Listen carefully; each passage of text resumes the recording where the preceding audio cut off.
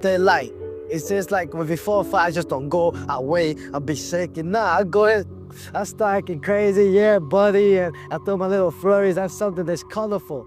You know, not everybody has it. Ali had it, Ray Leonard had it, and right now the way I'm coming up, I have it. I seen everything. I seen the Mancini fight. I see myself winning my 3 titles.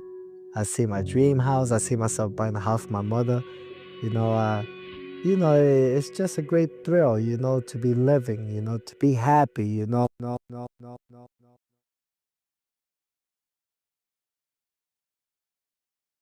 Did you ever catch Hector Kamacho? I'm the best out of pound in the world. He was so much faster than anybody in his prime. Welcome back to Greatest Hits here on BLTV Extra. On today's video, we'll be looking back on the legendary and underrated career of one of boxing's most colorful, eccentric, and all-around brilliant characters. The man, Sugar Ray Leonard, proclaimed himself as the fastest boxer of his era. Puerto Rico's own Hector Macho Kamacho.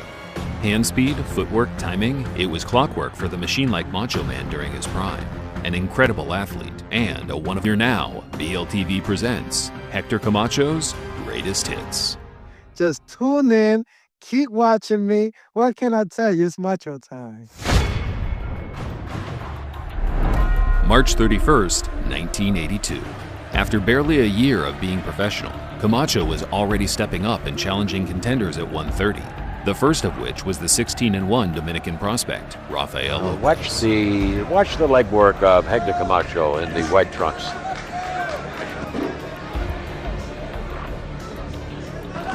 I hope I'm not doing any injustice to Raphael Lopez.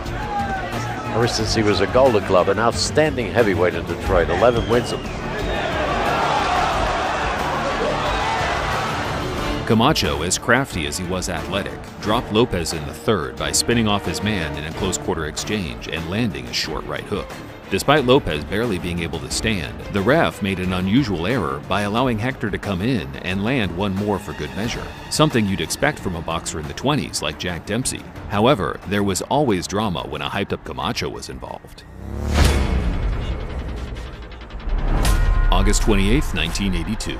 Riding the high of being one of boxing's brightest young talents, Kamacho felt he was ready for a title shot, but he had to overcome tough, experienced, and capable contenders such as Johnny Sato along the way. Macho Kamacho does not lack confidence. When Lamone was going to fight Rolando Navarrete, Try to do what he wants to do. did a good solid left and then a right hand behind it. Macho Kamacho electrified the national television audience against Louis Lloyd, the USA 38, 3 minutes remaining in the first half. Johnny Sato from Stockton, a solid left hand landed by Kamacho, another big left hand. His hand speed is so incredible. There it is again, Ray. 5-punch combination, every one right on the mark. He's got Sato in trouble, and Sato down. 5-punch combination, every one right on the mark. He's got Sato in trouble, and Sato down. And looking ready enough to challenge another contender on the same night. November 20th, 1982. Competing in his 7th fight of the year, an ever-confident Kamacho stepped up to face the 29-0 top contender, Greg Coverson. He is not at all intimidated by Macho Kamacho, and we're underway. Macho sends Coverson to the canvas. An over-eager Coverson got a reality check in the first round, getting dropped by a lightning-fast combination, and then proceeded to be saved by the bell. Coverson indicating he's ready to go. He may be more embarrassed than hurt. Round 2 scheduled for 10, and again he's staggered by his great left hand and sent to the canvas. Camacho dropped Coverson once more at the beginning of the second, and then began beating his opponent up for the remaining rounds, dropping him once more in the 8th, leading to a wide unanimous decision over the scheduled 10-round distance. February 12th, 1983. Now transitioning into the more flamboyant character we know him as today, he challenged yet another top-rated contender with a good winning record in John Montez. This brought the combined record of Camacho's previous 4 opponents to an impressive 92 victories, with only a single defeat between them. Ranked number 4 to junior lightweight by the WBC. Montez, the number 7 ranked lightweight by the WBC. Oh, got a left upper feet. And down goes Lopez, and it is all over.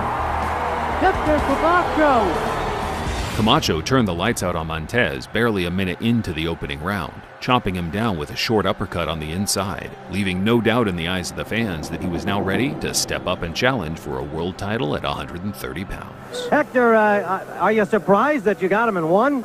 And what can I say? You know, it just happened, you know. But you... August 7th, 1983. Kamacho was all business as he entered the toughest and most crucial fight of his career, putting his unbeaten record on the line against the hard-punching two-time featherweight champion, Raphael Bazooka Limon, for the WBC Super Featherweight title. And a bell for round number one. Richard Steele, the referee, calls him to the center of the ring. A quick start by Kamacho. Sounds like you can tell what he's going to do or what is going to happen. And that was some right hook. His opponent Camacho said it hadn't bothered him at all. The styles. He's very smart. Good combination scored by Camacho. We'll be back. Down goes Limon with a left hand at the bell. Kamacho dropped Limon with a swooping left hook at the end of the third.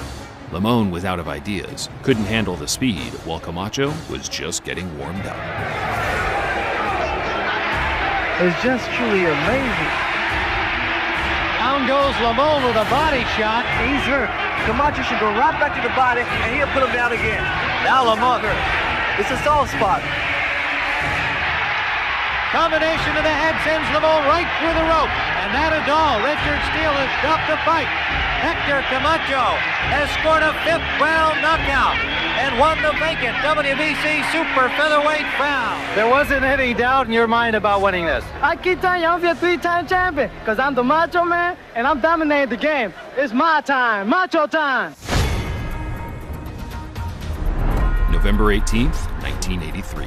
Just 3 months on from capturing his first world title, Kamacho was back in front of a roaring home crowd in Puerto Rico, making his first defense against an experienced contender, Raphael Solis, a solid puncher coming off 22 straight victories.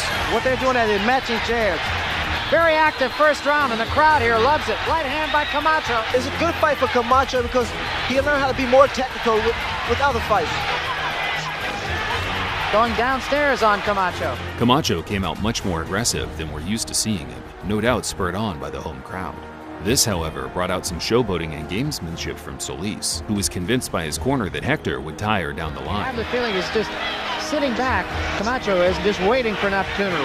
And that's a sign of hurt. And that was a left to the heart. Oh, it's gonna be over.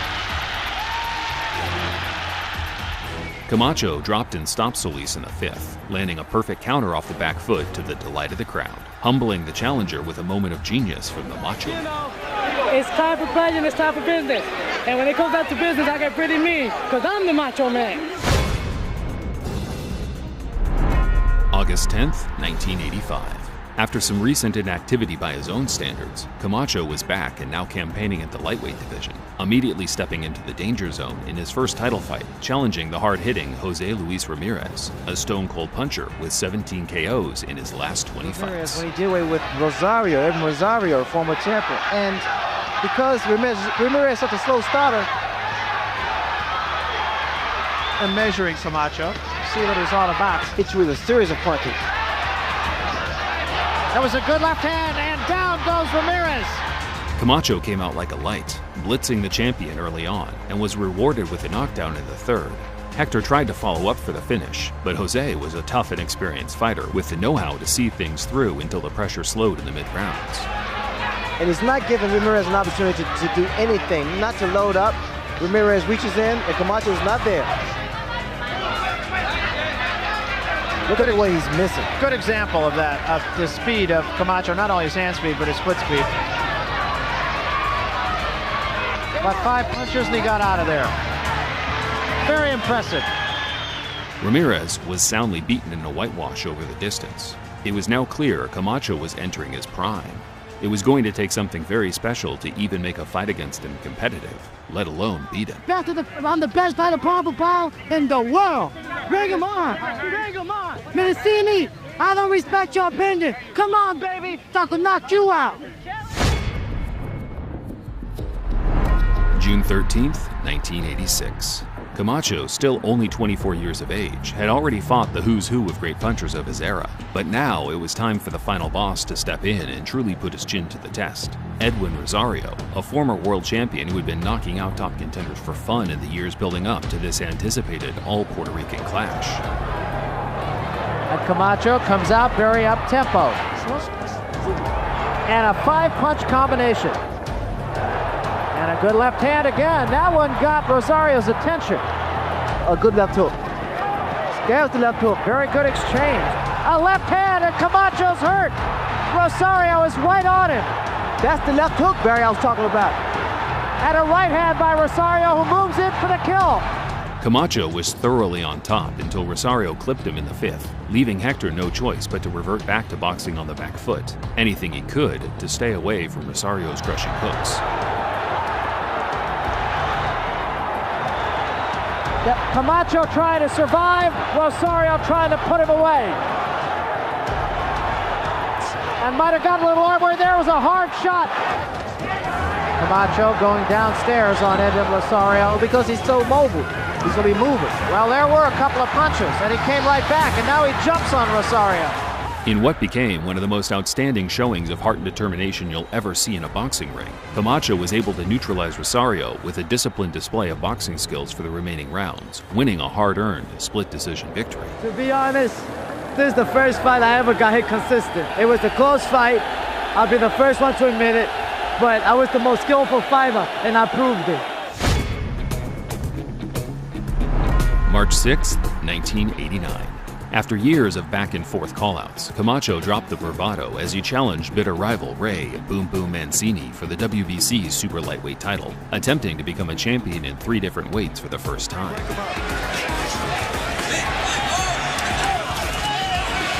Mancini has Kamacho on the ropes, but Kamacho is straight right to get away. Beautiful spinning outside that corner. Fight number 33 against Cruz last June, and here's Mancini trying to track down the elusive Macho Man.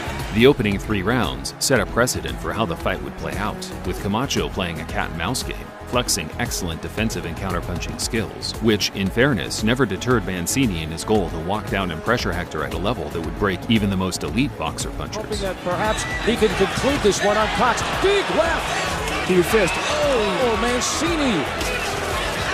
Oh.